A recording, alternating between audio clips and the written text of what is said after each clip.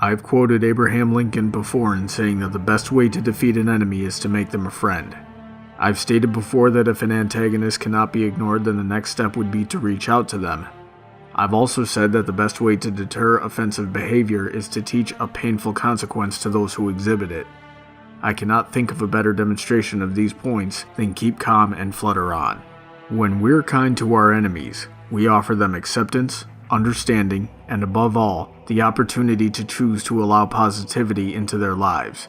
With patience and persistence, we can build their trust, soften their hearts, and make them care about us as much as we care about them. Through this, we can help them see that their behavior is harmful to those that they care about, as well as themselves. In more severe cases, by giving someone something to care about, they'll be more willing to work or change themselves in order to keep it. This is how we kill discord with kindness. However, while this is the more peaceful solution, it's also substantially more difficult. Doing this comes with a risk that was also demonstrated in this episode. By reaching out to an enemy, you open yourself up to their abuse. Expect the kindness to be one-sided, especially at first. Expect it to take a long time for the other person to come around. Expect it to be very difficult, and make peace with the fact that there's always a chance that the other person may not come around at all. This is the point where many people ask where the line is. At what point do we cut off forgiveness? Unfortunately, this is an extremely difficult question to answer, so much so that there isn't always a definite answer. I vouch for unconditional forgiveness as much as possible, but by the same token, at a certain point, trying to help someone who's this toxic is a risk to all aspects of our own health. We also run the risk of corrupting ourselves morally through exposure. Every situation is different, so think about it, meditate on it, pray about it, use your judgment, do your best, but don't put yourself at risk for a lost cause. For while the progress that you make is based largely on the choices that you make, your control is limited. Can you forgive someone and try again? Can you understand someone who seems chaotic?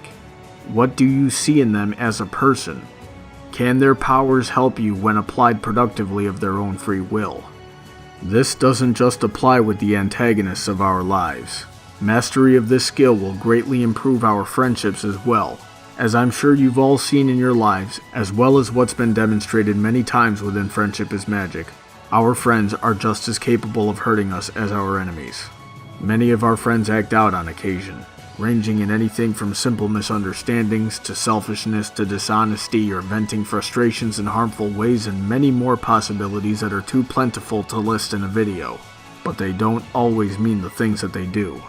If we break ties with a friend for something that could have been forgiven, we will likely find ourselves unable to get close to anyone, or worse, be completely without companionship. Likewise, we are just as capable of acting out in this way towards others. And wouldn't you desire to be forgiven as well? This is the risk that Fluttershy took when she offered her faith and friendship to Discord. This is the gambit that she played when she promised and kept the promise to not use her element of harmony against him. So instead of using her element of harmony against him, she applied her element of harmony to him. So if we can reach out to understand both our friends and enemies, offer friendship, give them a reason to care about us, take away their reason to act against us, and encourage them to change in order to keep something that they love, then perhaps we can do the same. And that's the moral of the story. If you have something you would like to see discussed or reviewed, you can drop your suggestions by following BrawnyBuck on Tumblr or sending an email to bronydebates@gmail.com. This video has been brought to you with the assistance and support of Irish John, Corpulent Brony, Swift Yuki, Countess Marie Rose, Halfling Pony, and Anna Madsen. Please be sure to check out their content linked in the description and thank them for all their hard work. Feel free to check out my Patreon to see how you can support my channel and what you'll get in return. Have a great day, and I look forward to hearing from all of you soon.